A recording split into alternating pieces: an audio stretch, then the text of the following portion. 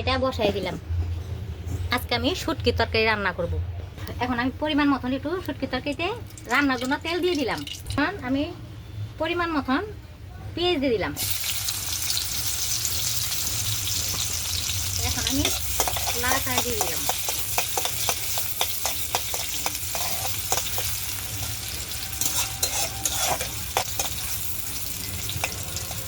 এখন আমি শুটকিটা দিয়ে দিলাম।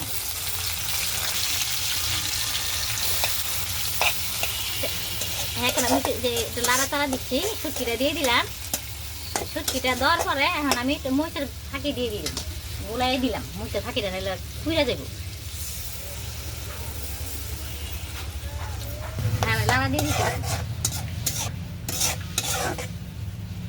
রসুন দিয়ে দিলাম শুটকি তরকারিতে।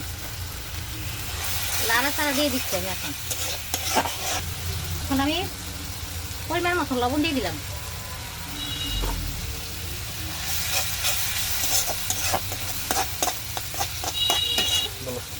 শাকগুলা দিয়ে দিলাম, কমলি শাক দিয়ে শুটকি দিয়ে রান্না করবো। তার পাশে আমি শাকটি মজে গেলে আমি একটু মিষ্টি কুমড়া দিয়ে দিব।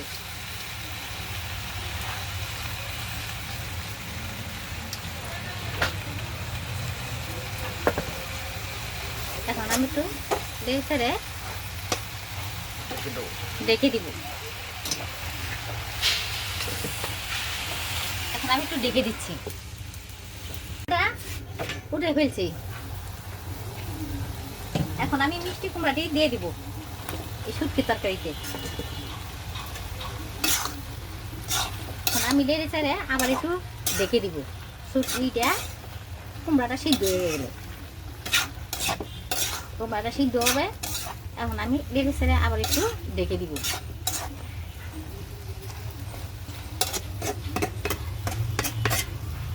এখন আমি আবার একটু ডেকে দিচ্ছি। এখন আমাদের শুটকি তরকারিটা হয়ে গেছে। এখন আমরা নামিয়ে ফেলবো। যদি আমাদের শুটকি তরকারিটা রান্নাটা যদি ভালো লাগে, আপনারা আমারে লাইক শেয়ার করবেন, একটা কমেন্ট দিয়ে দিবেন। আপনাদের ধন্যবাদ রয়ে গেল। আজকে আমার রান্না শেষ। কড়াইটা বসাইছি, ওইটা আচারের জন্য ভেজে নিচ্ছি। এখন আমি যে 5 মশলা ভেজে নিলাম আচারে, এই মশলাটা আমি দেব। এখন আমি নামিয়ে ফেললাম, আচারের মশলাটা ভেজে নিচ্ছি। বড়ি আচার বানাবো, বড়িটা এখন আমি ভাপ দিয়ে নিব। এখন আমি ডেকে দিচ্ছি।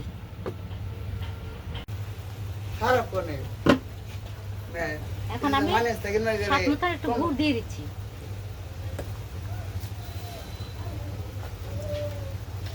এখন আমি টেস্টি লবণ দিয়ে দিই, একটু টেস্টি লবণ দিয়ে দিচ্ছি স্বাদের জন্য। একটু পানি দিয়ে দিচ্ছি। এখন আমি একটু নেড়ে চেড়ে দিচ্ছি। আবার একটু ডেকে দিচ্ছি।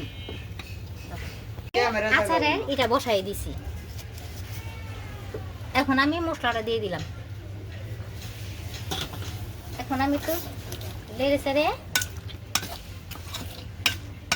কতক্ষণ পরে দিচ্ছি। কতক্ষণ পরে আমি 10 মিনিট পরে আচারটা আমি নেমে ফেলবো। আমি আচারটা নেমে ফেলবো। দেখেন আমার আচারটা হয়ে গেছে, বড়ি আচারটা। যদি আপনাদের ভালো লাগে আপনারা লাইক শেয়ার করবেন, আপনারা আমাদের লাইক শেয়ার করবেন, আপনারা মেসেজ পাঠিয়ে দিবেন, সবাই দেখার জন্য সুযোগ করে দিবেন। ধন্যবাদ রইল আপনাদের।